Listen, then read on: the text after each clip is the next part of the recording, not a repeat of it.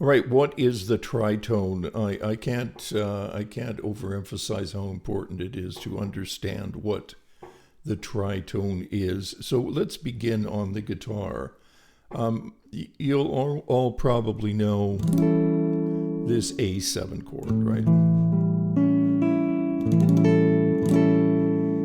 And in this A7 chord, we have the notes A, C sharp, E, G, A, C sharp, E, G.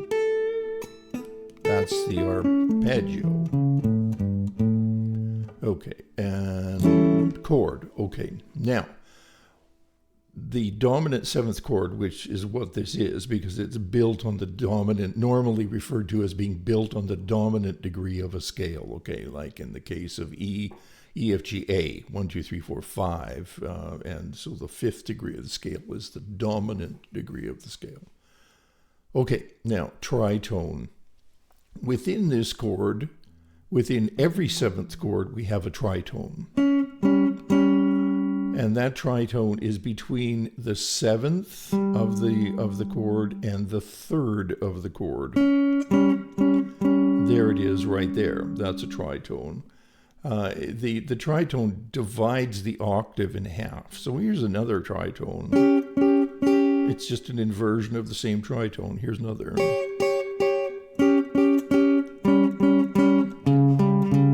Right? Another. They're everywhere.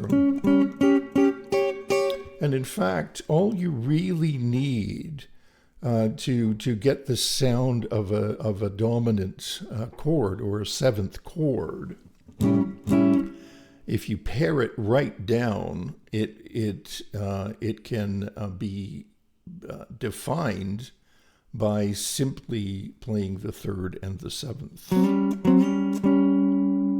You'll probably hear these short chords in improvisations. There's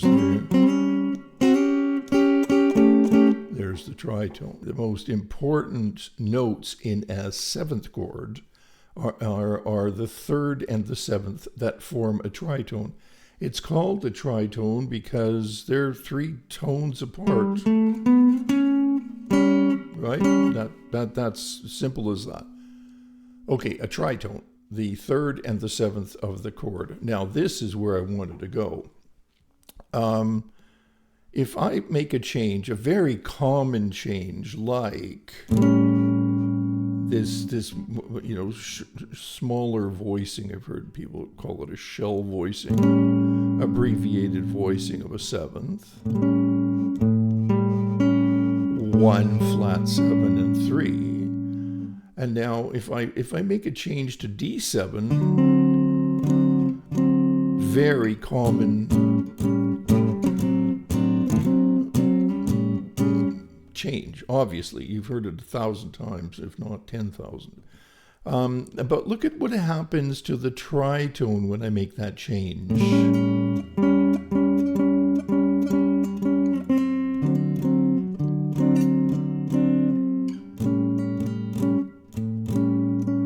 It moves by semitones, right?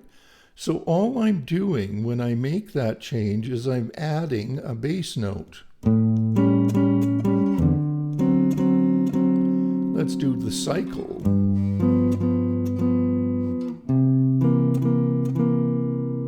So now, instead of thinking of the chord in a big bulky set of notes, whatever they may be, think of a dominant seventh chord as being a tritone with a root.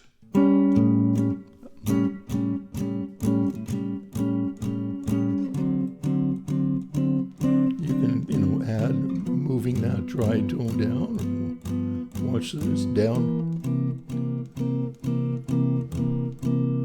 So much more economical in terms of movement and in terms of the interest of the chord voicing. There's that kind of stuff is you have to be able to hear the inner voices of each chord that you're playing. You have to hear each voice of the chord you're playing. If you're not hearing each voice of the chord you're playing visually, and what's that good for, right? Okay, so now let's extrapolate that idea. Here is another tritone. The shape has changed because the tuning is different on the B string, right? And let's add a root to that. And we're going to go down. So this is this chord would be D7, resolving to G7, G7 to C7, right? F7. Same idea, right? I'm just adding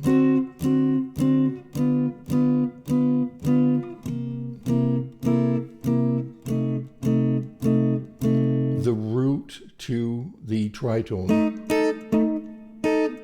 There it is. That's the core of the dominant seventh chord sound. Let's do that on the top string. So we have here's a G7. You can just add the root. I'm really tempted. Sure, let's do that. So we have this G7, and it wants to resolve to a C7. So we can do this. You know, you can still see that tritone moving there, I hope.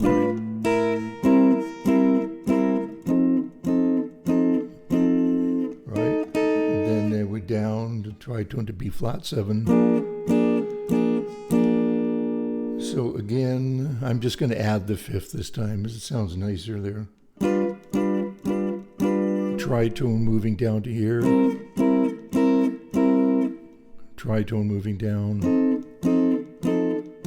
Tritone moving down.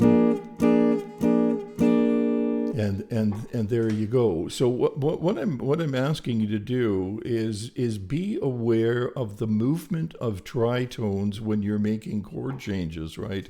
I'll give you an example. Here's a blues, a quick blues.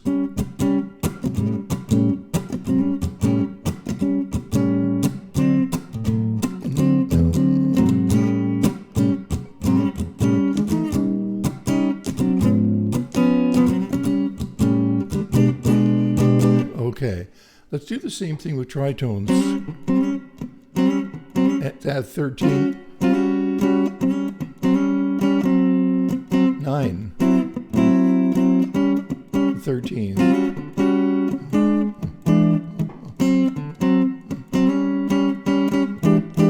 You see that tritone?